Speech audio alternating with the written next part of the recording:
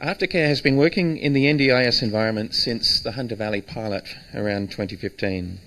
Like many, or perhaps all others, we are passionate about supporting our participants through what is possibly the biggest reform on record.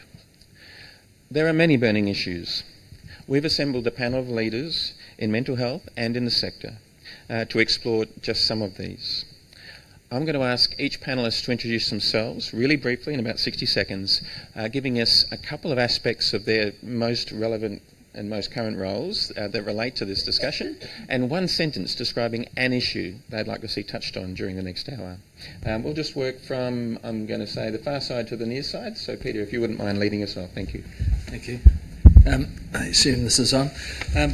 Hi everybody, my name's Peter McGeorge. I've got my script in front of me, which I'll put to one side. I'm a psychiatrist. I've been the director for the mental health service up at St Vincent's for the last 11 years. I've stepped out of that role now and I'm kind of freelancing. One of the things that I do, and I need to make a disclaimer about, is that I'm the clinical lead for the Pathways to Community Living project, which we may refer to during the course of this hour. I am down the psychosocial end of the spectrum, I would say, as a psychiatrist, and I was the chair of the New Zealand Mental Health Commission for 3 years, within that last 12 years that I've been referring to. Good morning, everyone. I'm Catherine Lowry. I'm the New South Wales Mental Health Commissioner, so I've just marked the first 2 months of my role, so I'm very excited to be here and to be invited, so thank you. One of the major responsibilities that I have is to ensure that the New South Wales Government adopts fully the Living Well New South Wales Mental Health Strategic Plan, and the Commission, as part of that, really has a strong focus on bringing lived experience into those processes to ensure that people can live in the community on their own terms and get the supports that they need. And in regards to the NDIS, that is absolutely pivotal. It's about getting choice, it's about supporting people to be able to make informed choice and to have the right mix of services around them for that choice.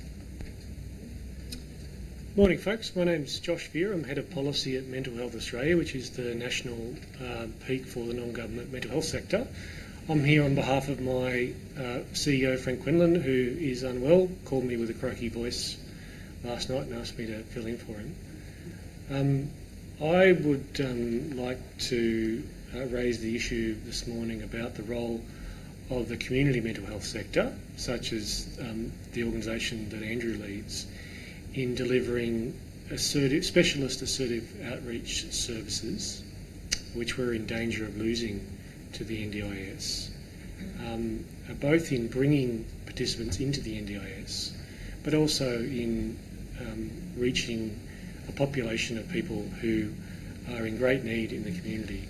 I'd like to talk about the role of specialist assertive outreach, the kind of services that I think Aftercare and other community mental health services excel in, and that we're in danger of losing in connecting people with complex needs to the kinds of services that they need. And that might be NDIS funded services, but it might be a broad range of services that someone might need, but that can only become apparent over a process of engagement over weeks, months, maybe even more than a year. I'll leave it at that. Thank you. Good morning, everyone. My name's Belinda Drew. I'm the CEO of an organisation called the Community Services Industry Alliance.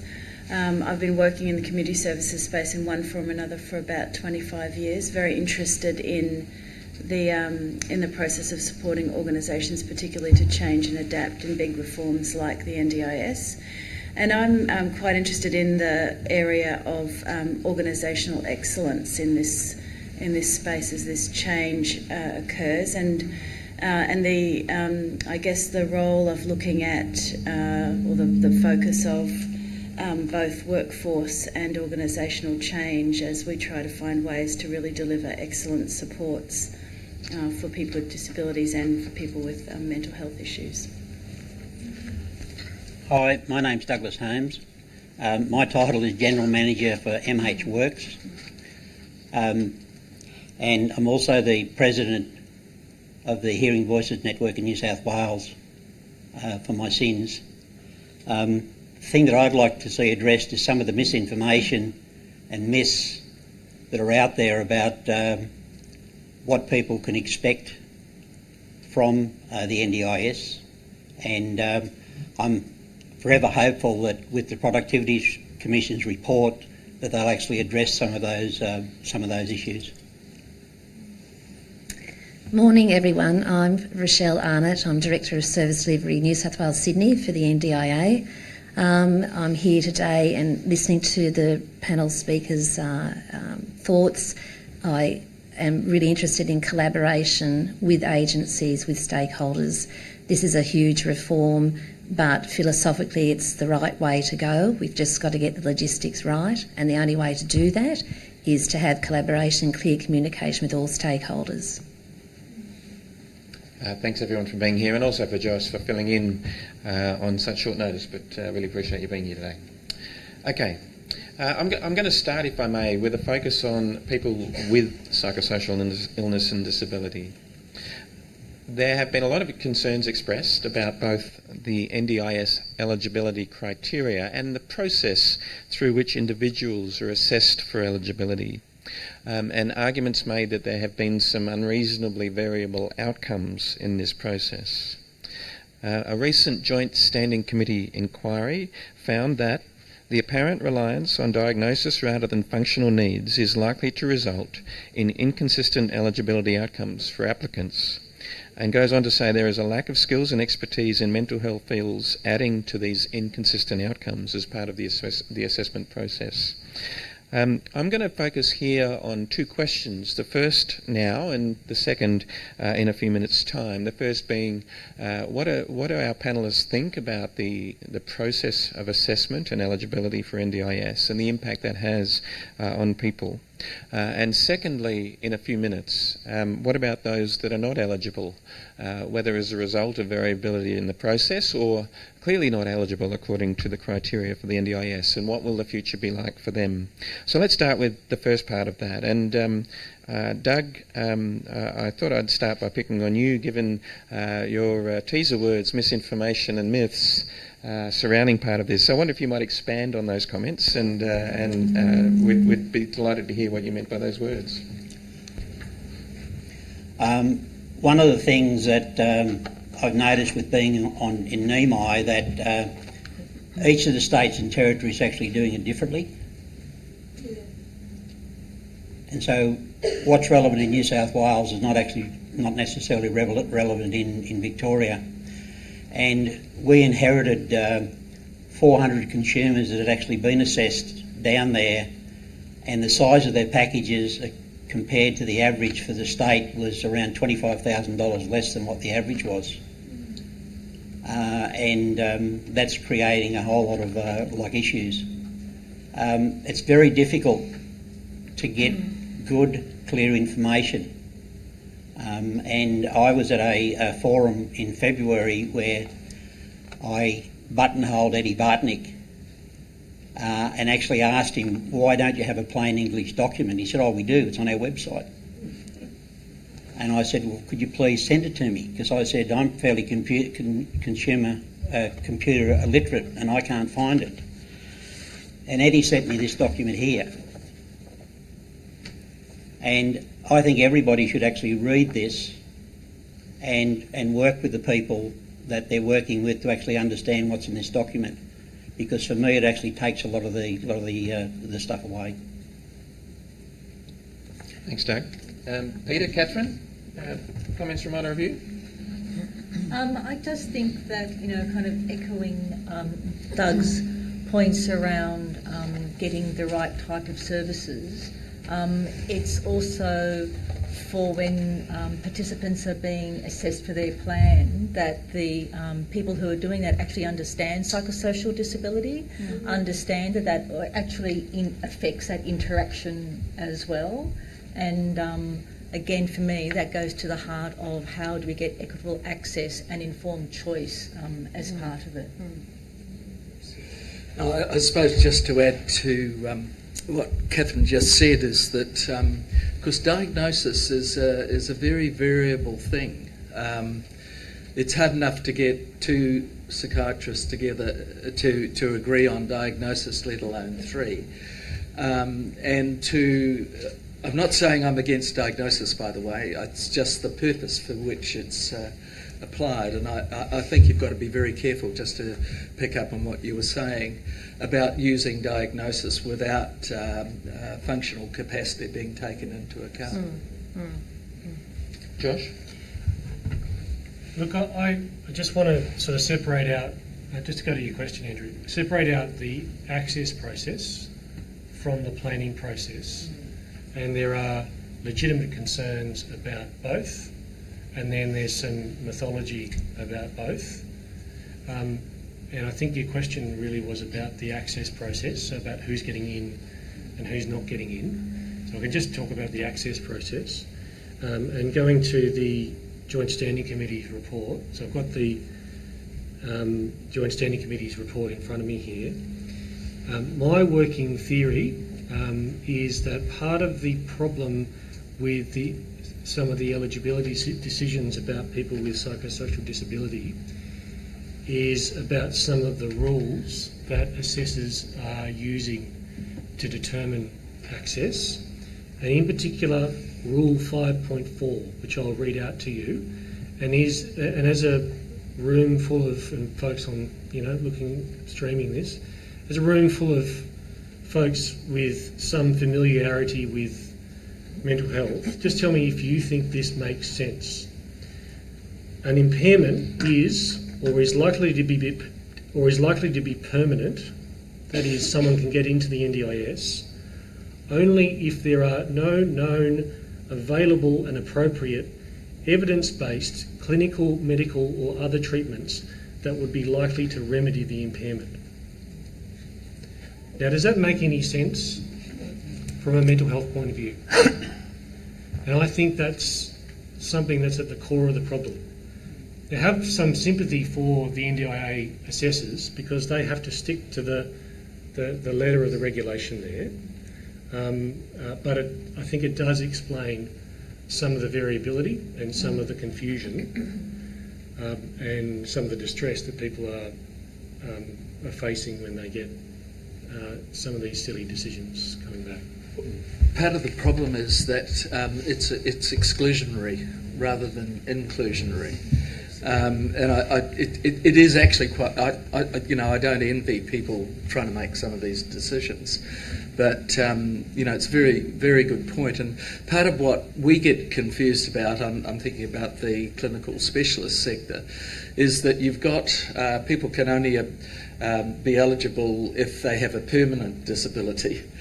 But at the same time, there's also that kind of injunction that if they can get equivalent or better treatment elsewhere, then they're excluded. And that's a real problem. A lot of my work over the last 20 or 30 years has been with the most severely disabled and unwell, to use that term as well. And so when the NDIS was announced, we all kind of thought, gosh, this is great. And I agree with you absolutely, Josh, that assertive community treatment is a serious loss to the sector. And I won't go on too much about that at present, but it's more about not delivering. That's the key.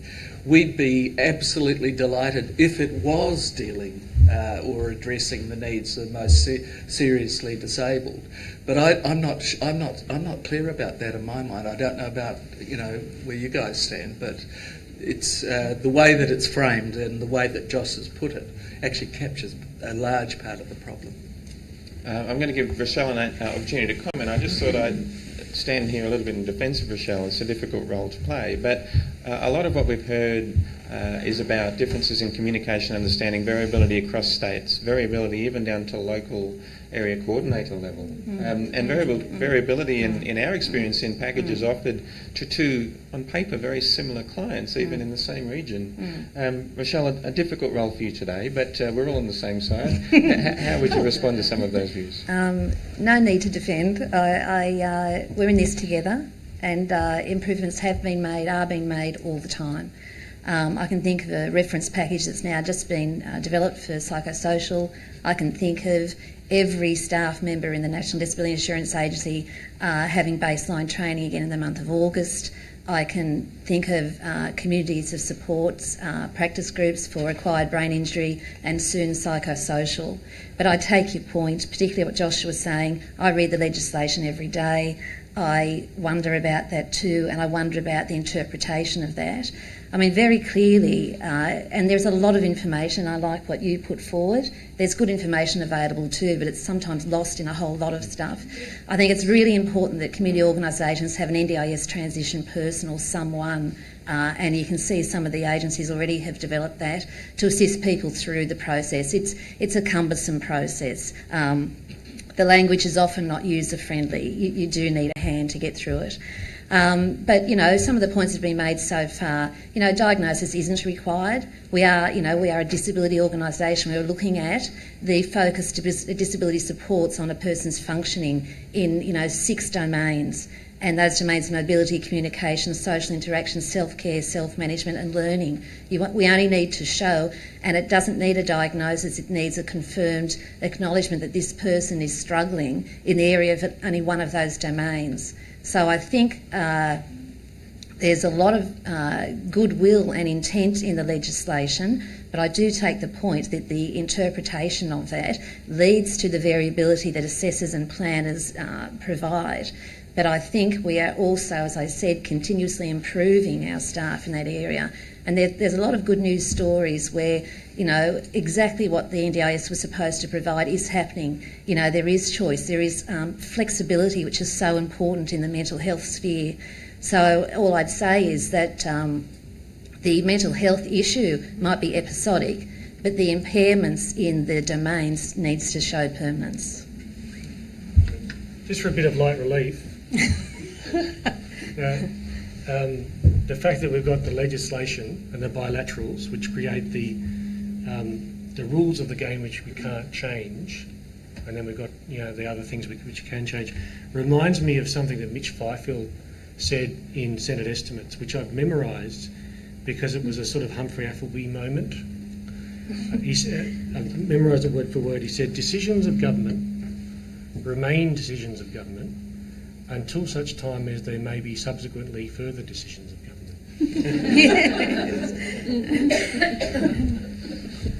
With that thought, let's move on to our second question in this regard. Whether clearly outside of NDIS eligibility rules or whether falling into some of that grey zone of variability on the margin, there are also many people who are not receiving packages and won't receive packages. According to some estimates, in a couple of years or so from now, we might see 64,000 or so people with psychosocial disabilities in receipt of NDIS packages. Although that number is contested, it's still a long way short of estimates of the number of people receiving services through a range of funded programs today. Perhaps a quarter or a little more are likely to be on NDIS packages.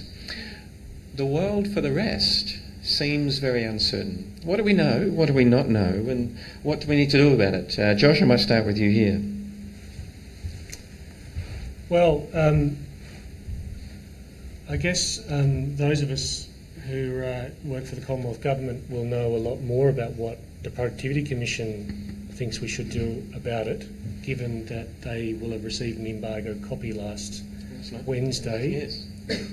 Whereas those of us who don't work for the Commonwealth haven't seen it. But I think we expect that report to be released on Thursday. I think that depends on which state and territory you live in. If you live in New South Wales, you're a little bit better off than if you live in Victoria. If you live in Queensland, you're not so good. If you live in WA, you're looking pretty good. But I'd say it's an indictment on our federal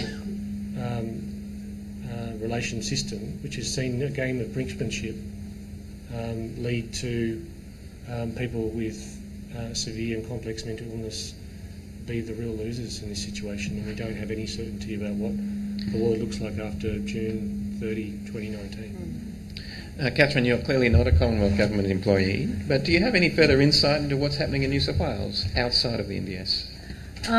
Well, maybe someone from a LHD or the community sector could really give some grassroots commentary.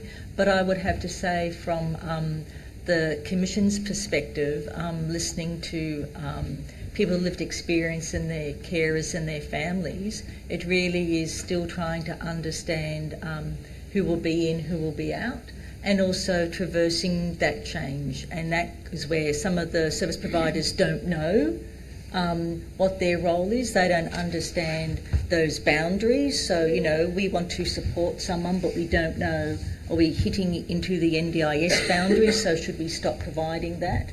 And I think that that is something that keeps coming up time and time again, and that is from service providers as well as the people who need those services.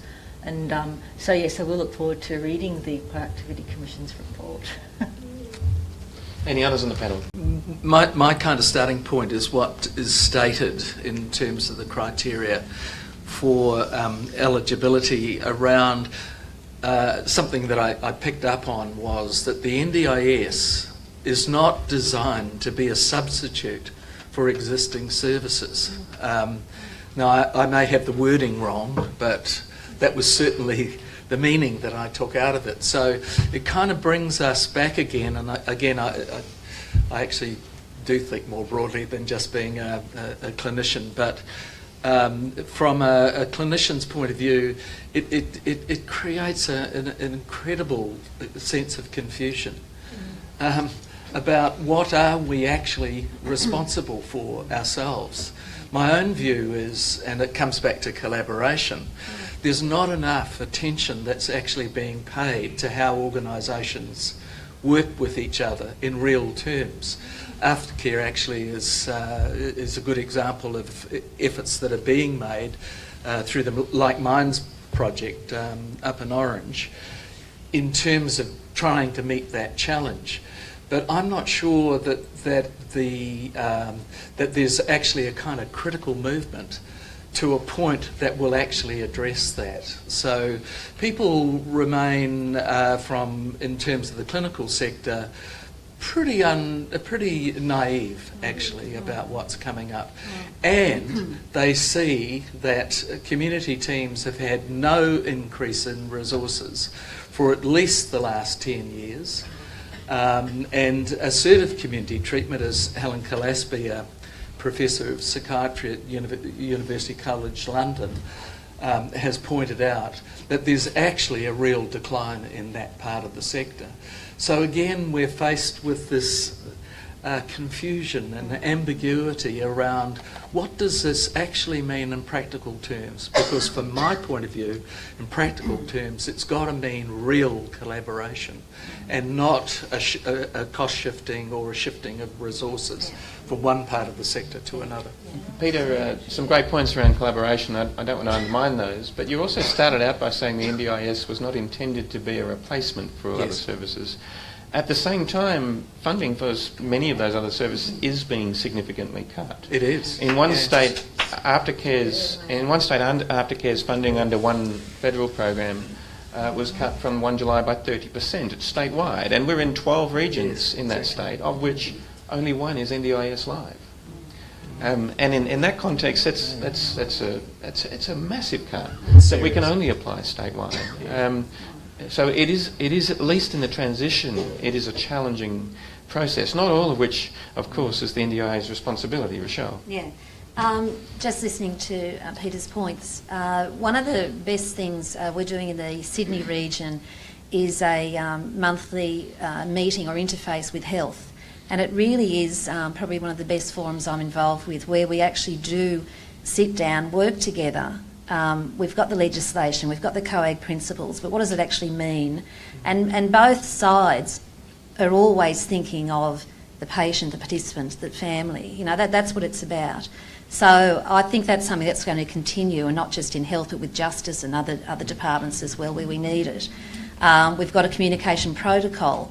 One of the annoyances for families, for providers, for staff is like the 1800 number, for example, or the lack of easy access to anyone working in the scheme. So, we've developed a communication protocol, and we thought we'd get swamped, but it actually hasn't been that. But it's a systemised way of dealing and picking up trends and themes, what's health struggling with.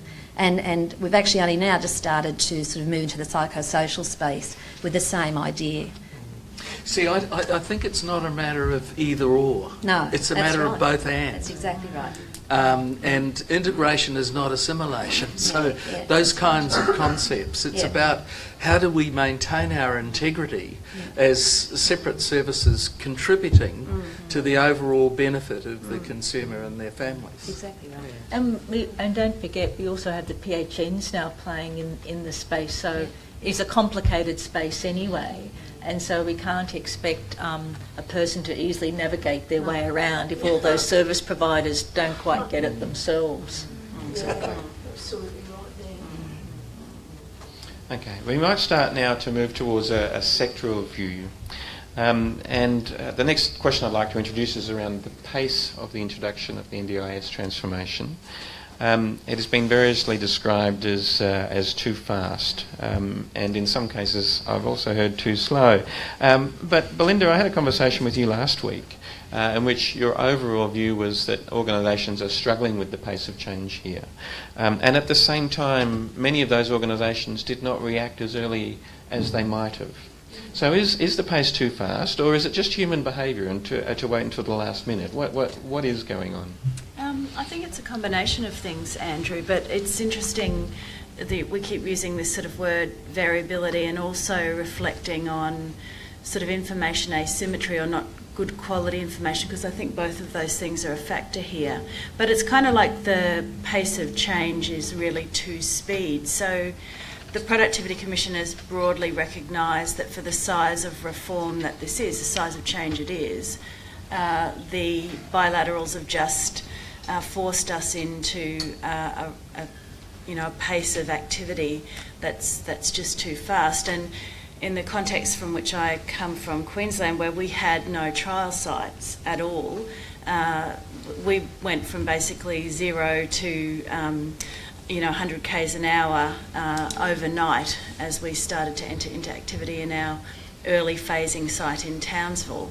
And so for organisations, I think this means, like a varied set of circumstances to be challenged by or struggle with. So because I'm now going to talk in generalisations, I acknowledge there's some excellent work that's happened out there by very many community service organisations to get ready for this, and that continues.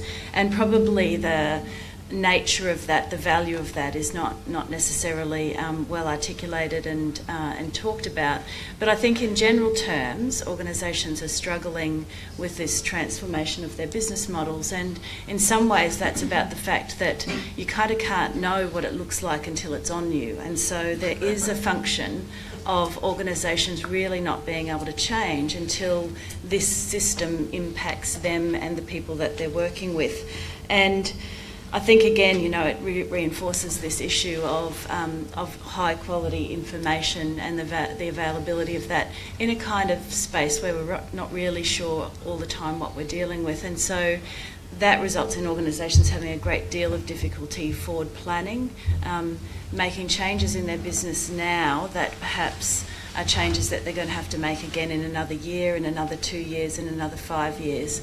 And I think we still really don't know in this space what the future shape of organisations looks like, and we've kind of failed to stop early enough and have a think about that at the level of the system and at the scale of the reform. So what we're left with is some good examples and not so good examples of individual organisational change, but we really need to lift that up and start thinking about it at the scale of the reform itself. Josh? I think that's all very perfectly valid. And yes, many organisations have failed. Some of the larger organisations have been able to invest in that and are going to have a first mover advantage. I think part of the problem has been the unknown unknowns, to use a Rumsfeld term. I think the mental health sector probably shares a lot of challenges with the broader disability provider sector, in the sense that the NDIA's pricing regime has been cobbled together with assumptions that have been not transparent and have been built backwards from a budget with assumptions that were not fully published, and that's only now, several years into the process, being interrogated semi-independently by McKinsey and Company. It's a process that I'm sort of involved in, which is why I can sort of speak about it with some knowledge. And I've no idea where that's going to land. Hopefully, in a better place than we are now. That's something that will affect the provider sector. I don't know if that's the right term. The supply side of the market as a whole, mental health and others. From a mental health provider point of view, what we've been talking to the NDIA about at the senior level, as in the chair and the CEO, Mental Health Australia has been talking to the NDIA about, is the need for an industry plan. That is, at the moment, there are documents that the NDIA publishes called, I don't know if anyone's seen them, market position statements. So there's something for New South Wales, I think they even have regional things where it says, there are this many number of people with a disability of this type, and providers are supposed to be able to work backwards and say, this is what our service offering looks like, this is the number of people we need to employ and so forth. I don't think that's helpful terribly much. What I think the mental health sector needs to do is say, this is what the mental health sector needs to look like in 5 years or 10 years. This is the kind of packages we need to offer participants of various kinds with different levels of severity in different age cohorts. This is the workforce we need to have to deliver that. These are the investments we need to make in skills and competency. These are the kinds of accreditation systems that we need. These are the kind of back-end functions that we need to support that. And here are the other various kinds of elements of an industry plan. And we're talking about how the agency can support that, but also how the sector needs to own a lot of that work. So that's just gives you a flavour of what Mental Health Australia is doing to,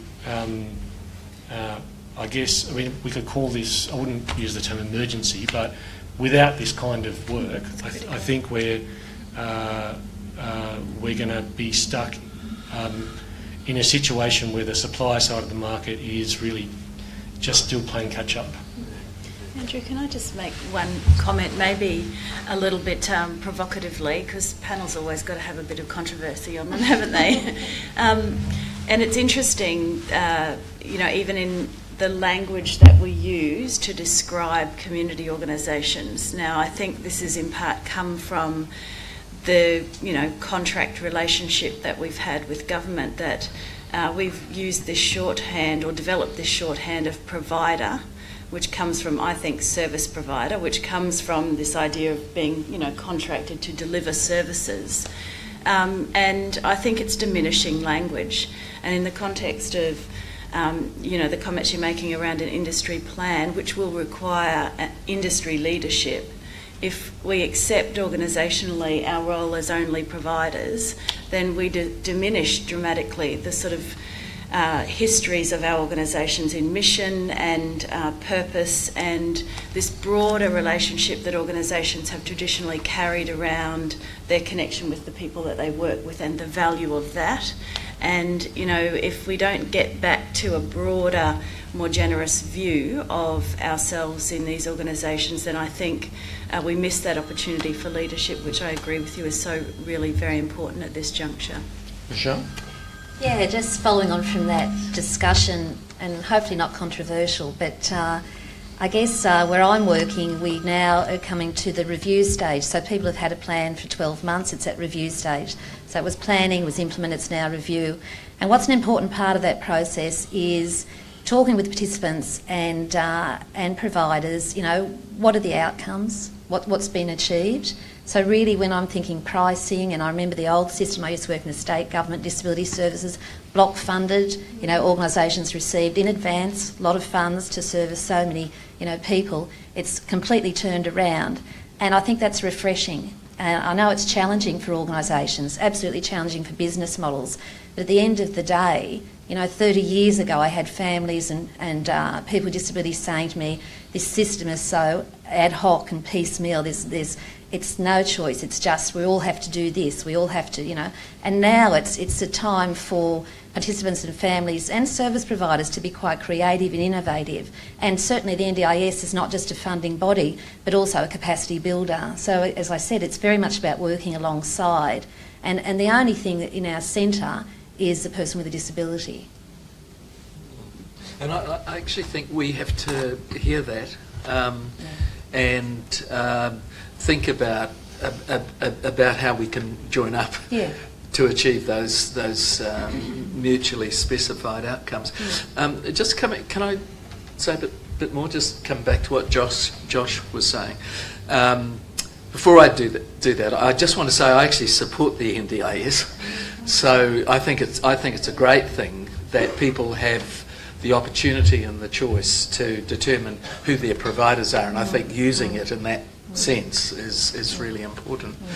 But I mean, haven't we had 5 national mental health plans? Are you talking more about an operational plan that is kind of industry driven? Well, okay, so I think we've had 5 government plans. Yes. So all plans, the national mental health plans, with all due respect to jurisdictions, are signed off by ministers of health. Mm-hmm. So they are creatures of government. They're not signed by, you know, CEOs of community mental health organisations. Needs to come down. So they're lowest common denominator. Yeah. They are what governments can agree to. Yeah. They're not any kind of, and they lack ambition. Yeah. They're what governments can agree to. Yeah. Well, yes, in one sense of the term, they're political documents. And some of them might be ambitious in the sense that one or another minister has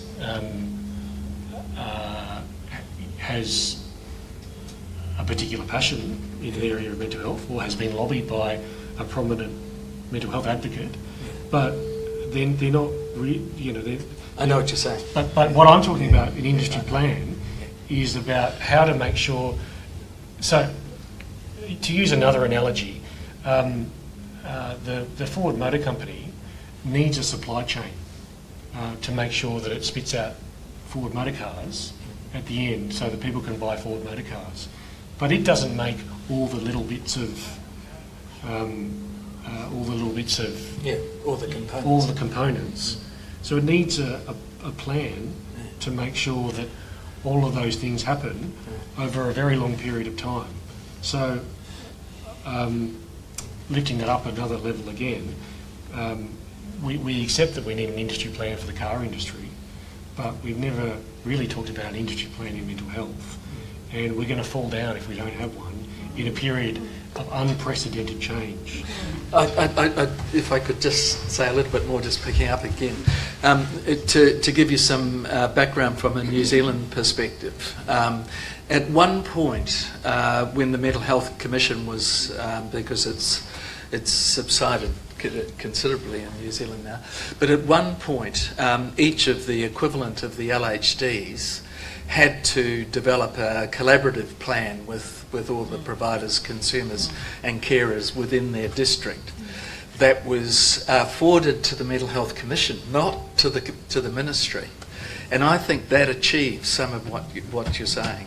So I think that's something to consider. I mean, it's a really interesting point that you raised there because, there are so many other Commonwealth reforms happening.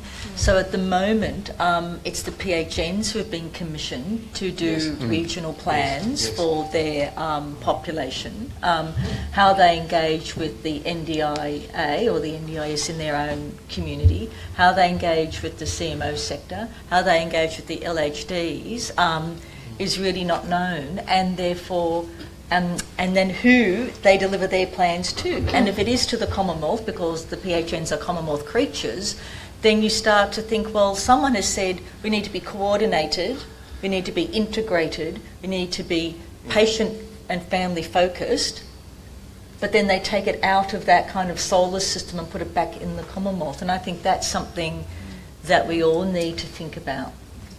A lot of people nodding. I might just comment, I'm pretty jealous of New Zealand, simply because of the one fewer levels of government to deal with here. I think there is a significant complication by the fact we have duplicates of just about everything, especially, it seems to me, in mental health. Belinda, I think you wanted to make a comment too. Yes, thanks. I mean, I think this is a fascinating discussion from the point of view of the challenge we have in lifting some of our thinking around this out of change at an individual level of organisation as the solver to this. And I think that's where Josh, your points are kind of getting to is we don't traditionally in community services think of ourselves as an industry.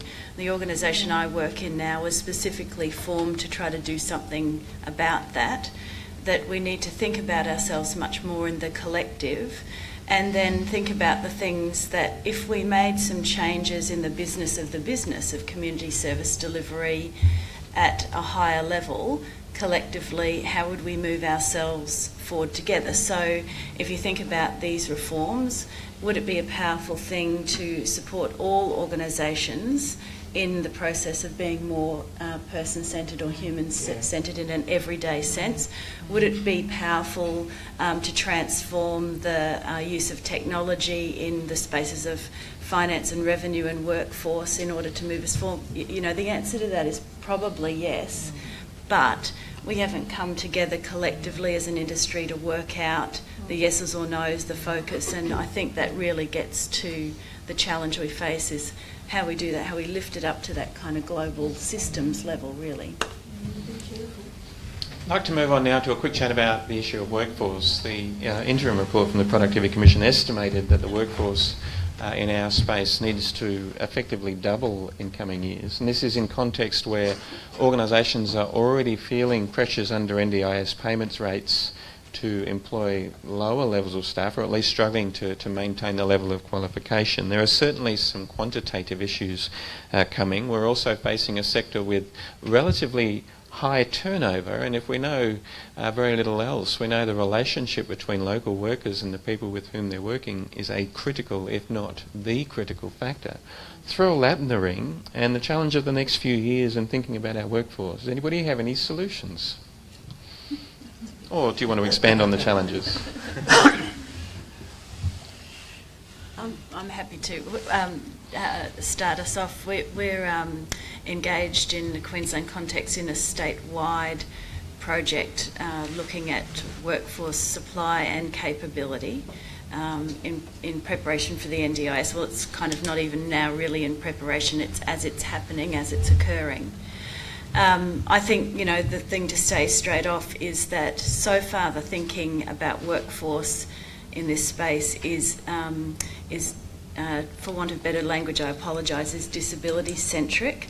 It doesn't necessarily really draw out the differences between long-term supports that people with a disability might require, say someone with a physical disability, by comparison to the recovery kind of model that might sit in the social disability space. So we really haven't, at this stage, kind of teased that out, and we do need to.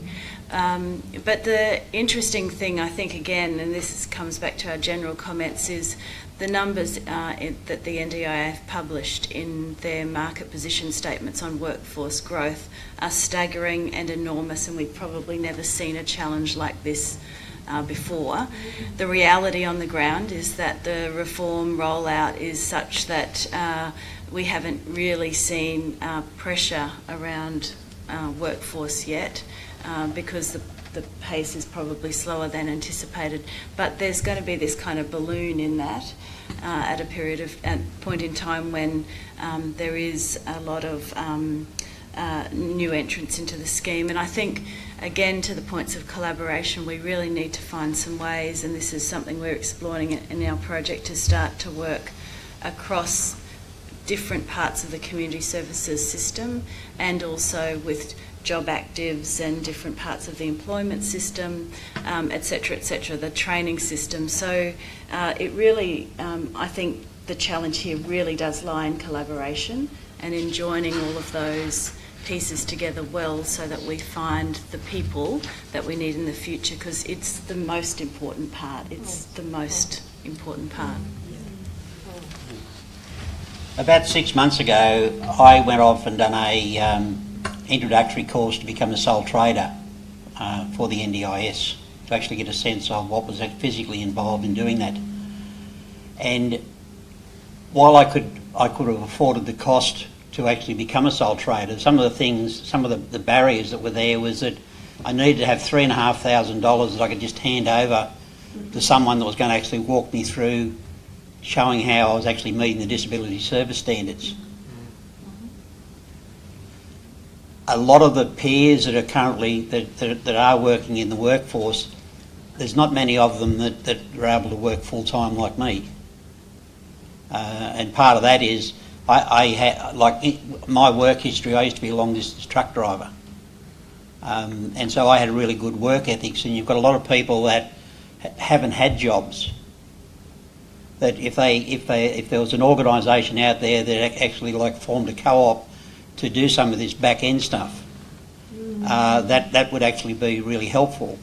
The other the thing that really knocks you around is the fact that you've got to have public liability insurance, and it's really interesting. You ring up one of the companies and they say, "What experience you got in the area?"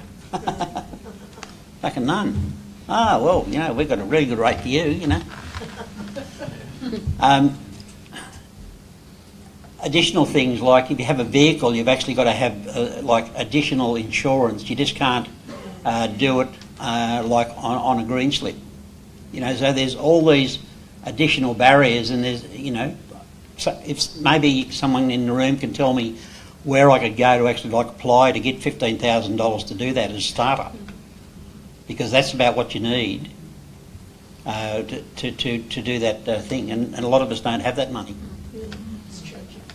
Any final comments on Workforce Challenge, and I'll introduce the final question. I was just going to say, so I was involved in the 2014 National Review of Mental Health Services and Programs, and at the national level, workforce was one of those key issues that we looked at. And we looked at the future, as you would if you're reviewing something.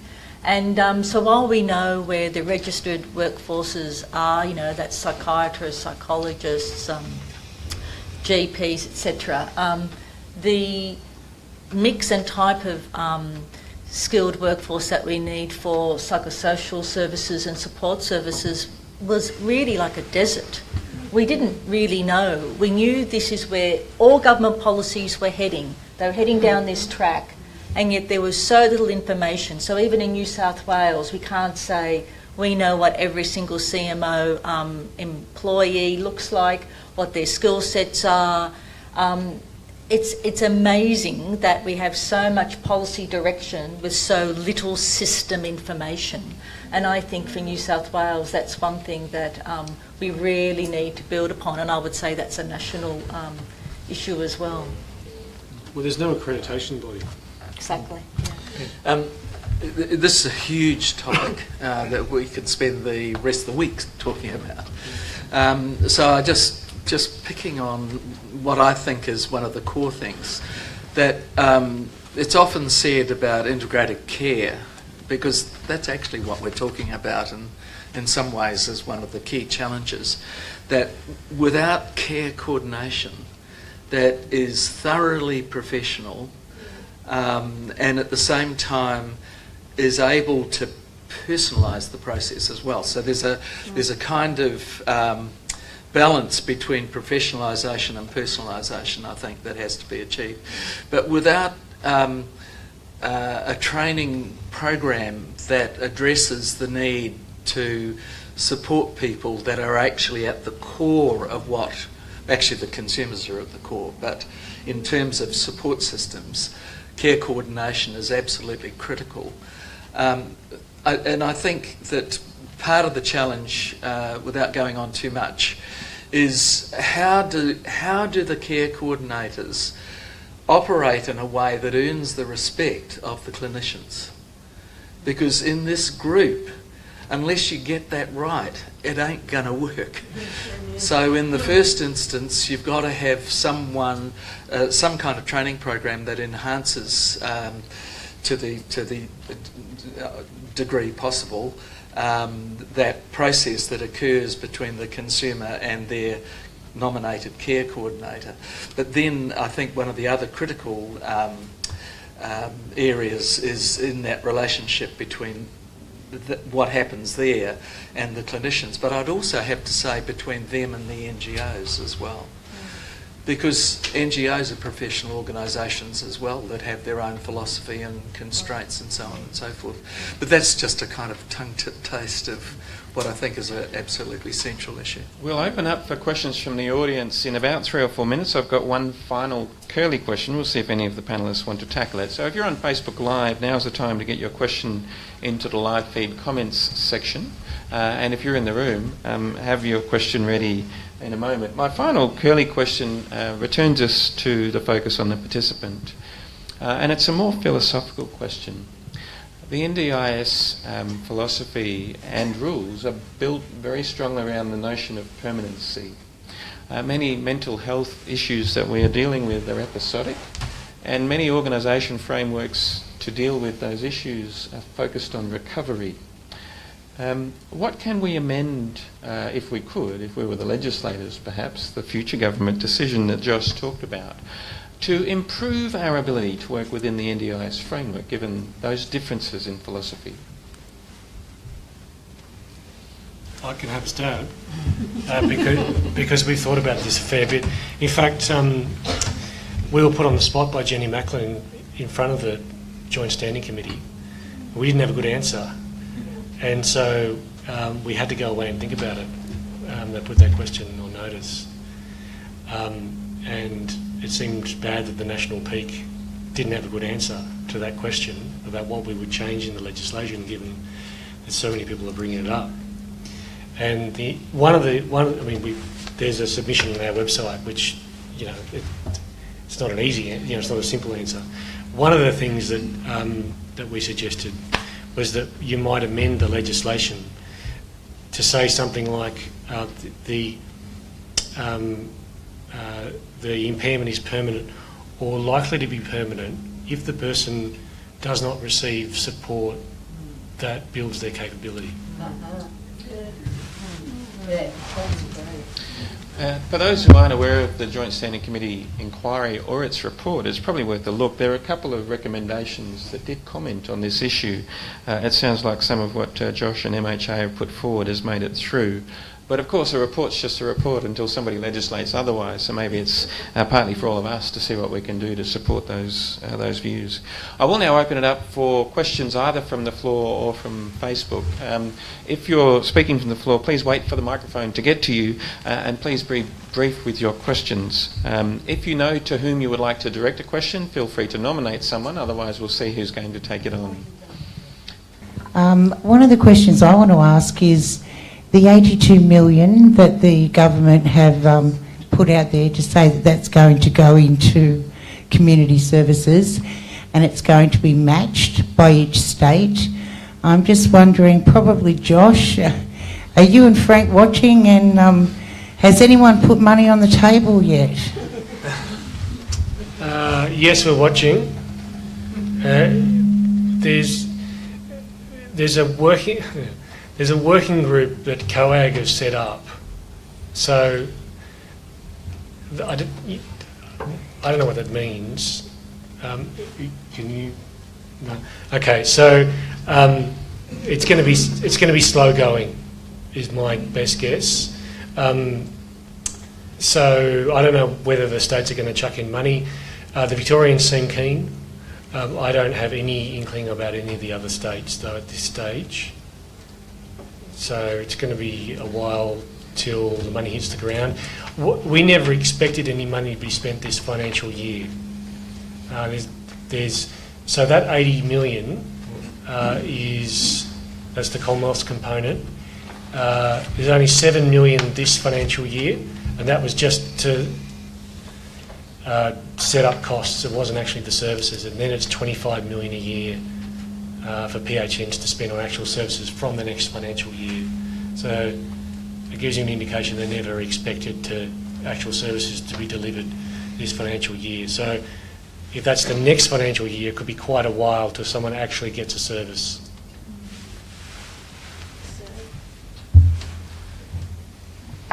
Hi, Anne Stedman. I'm President of the Board of Mental Health Carers in New South Wales and also of a local Central Coast ARAFMI. And I was involved with the Hunter Board as well. So I've been watching the NDIS part of the trial site. Our transition has been a long and laborious process. The Central Coast branch has a recreational facility where I started to prepare participants based on what I'd learned from the Hunter trial site. The goalposts kept changing. I didn't want to alarm people, because that whole concept of change was a little bit distressing to them. Since then, and I've gone to various meetings, a lot to do with NDIS, etc. What's happened now is that, we transitioned or sent the minimum data set through. We had over 100 participants.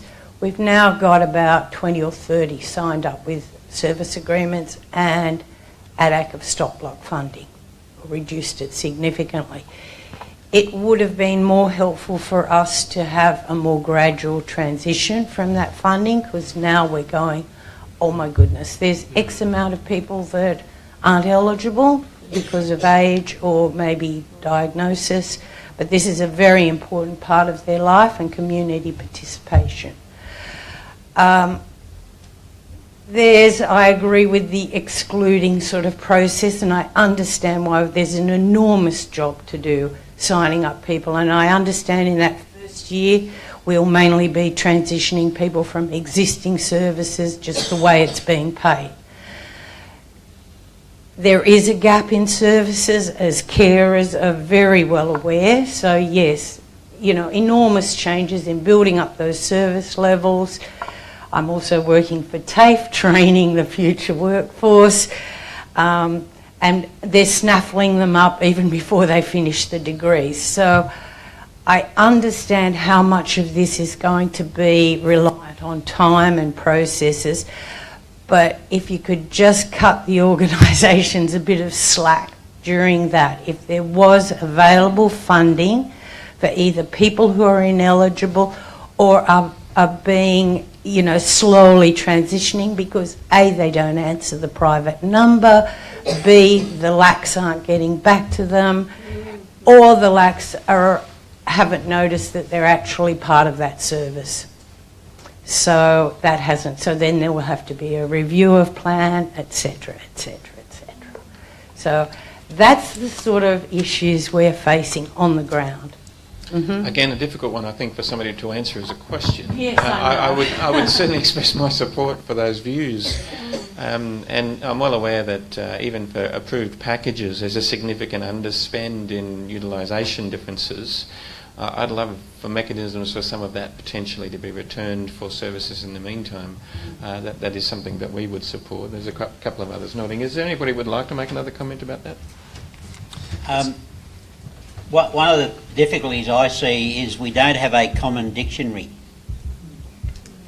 like you throw around words like recovery oriented, and I'd love to have a day to actually do a workshop and actually like find out just what this small group of people feels is recovery oriented.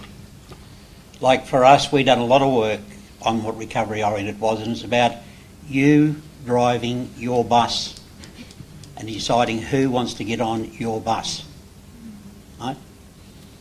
And the sad part is a lot of this lady here was talking about the services haven't really understood that they've got to change the way they work. Because as consumers become more confident, they'll be driving their bus to someone else's service. Yeah. They won't be getting the diesel off you guys, right? You know?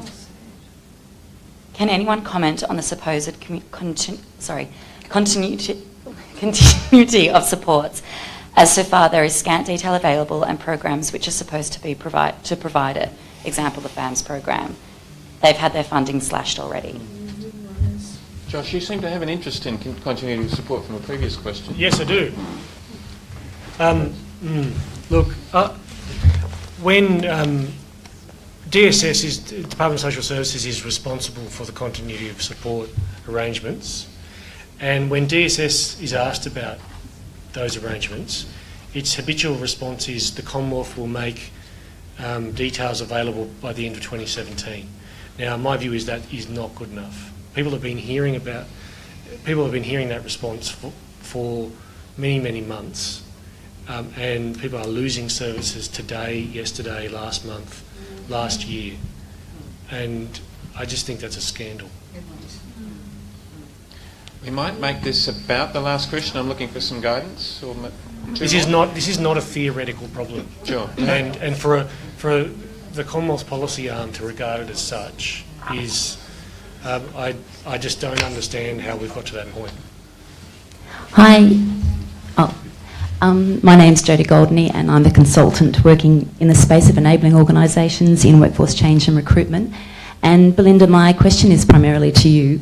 And I'm wondering if you could comment on the challenge to organisations and I think the loss of, I'll call it corporate knowledge around mental health delivery as they seek to pull in and retain good staff, good frontline staff, when the Hunter Pilot experience has seen a huge rise in sole providers and business models like Hire Up and Better Caring are being increasingly accessed due to the flexibility and income that they provide a growing NDIS work. Thank you, Jodie. What a big question. I think, I'd start by saying, or going back to some of the comments made earlier around excellence or organisational excellence in this space. I think on workforce, in a general sense, we have to be careful that we're not on a race to the bottom when actually what we ought to be doing is finding ways through this reform to use the fabulous opportunity that it is philosophically to really go in the completely opposite direction and continue to work at quality and the professionalisation of our workforce with, to the comments made earlier, a very, very keen and sharp eye to what people who are receiving those services want.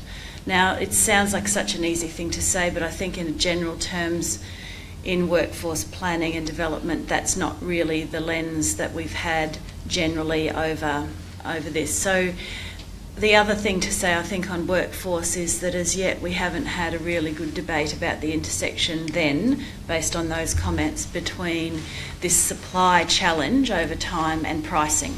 And to Josh's earlier comments, if this pricing review that's happening right now doesn't make commentary around that, then we're probably in a bit of strife, because organisations already are having to make decisions around service delivery based on what they can afford to pay for staff. And we know in community services generally that about 75 to 80% of the cost goes into people. If we can't get that equation right across this scheme between the cost of good people and the pricing structure, it's just a massive block and barrier to us. But I mean, it's really difficult, isn't it, to have these conversations in this space without sounding terribly pessimistic. So I think, to finish, I'd say this idea of a more kind of joined up collective set of actions around this and the pursuit of excellence. This is an opportunity for us to really try to improve the quality of our workforce, and that should be our main objective. And then we'll have to struggle with the things that get in the way of that, but we should do that together as an industry. We'll take a final question. Okay, it's actually a very quick question. I'm Karen Hersey from Inner West Sydney Partners in Recovery. I'd like to ask Rochelle, forgive me. I've been aware over, say, the last 6 to 9 months that there's been a working group established to look at some assertive outreach strategies to engage with hard-to-engage groups in the community. As Partners in Recovery, we're very much working with people with long-term complex needs, and just wondering, maybe even if offline, you can direct me towards what might be happening in that space. Sure. And just to answer quickly here, and I'm happy to talk to you offline as well, we do a lot of work with Partners in Recovery. I manage Parramatta Blacktown offices, but essentially from the national office, for those hard to reach people, hard to contact, there's certainly alternative pathways of access being looked at, being considered, including SMS, including Twitter, and different ways of contacting people. But also, in my own experience of looking at plans... Twitter? Oh, well, probably not Twitter, but social media, I mean, or just different ways, but, SMS maybe, yeah. But it's also face-to-face and door knocking that some of our local area coordinators are conducting. So, we are trying to reach people. This is what we are doing it too. There's hard to reach people and hard to reach, yeah. Final comment from Peter on the previous question? It is a bit of a conclusion, actually. If the system doesn't get these things worked out, and I can see at least a four-legged stool in terms of the funding, NDIS, the PHNs, the money that goes through the states, the public mental health services, what NGOs are able to garner through various channels, and probably a fifth, the private medical system as well. If you don't get these things worked out, you will get more of the same. And the more of the same, unfortunately, is a default into clinicalised care. People turning up at emergency departments. With all of the changes that have taken place, certainly at St Vincent's, the rate of increase of ED presentations is about 2 to 4% per year, year on year. And I think that's a proxy for the failure of the system. If we're going to get recovery-oriented, more individualised, person-centred modalities of care, we have to get this worked out. Might be a really good point to start to wrap up here. And if I could offer a couple of closing comments. Yes, the NDIS is a massive transformation. It's big, it's still very new. It is a critical time with the Joint Standing Committee report just out, the Productivity Commission report to come. And as Peter said, there's still plenty that needs to change and improve if we're going to navigate the rest of this journey well. If I could offer one thought in that process, it's a quote from a guy called Thomas Stalkamp. Especially in times of change like this, the secret is to gang up on the problem rather than each other. Thank you all for joining us today. To those on Facebook especially, thank you to you. The video will be posted shortly on Aftercare's website and on our Facebook page. For those in the room, let's keep the discussion going, perhaps over a sandwich. If you'd like to join us, we would welcome you to that. And please, let's close by thanking our panellists for their time and efforts. Thank you.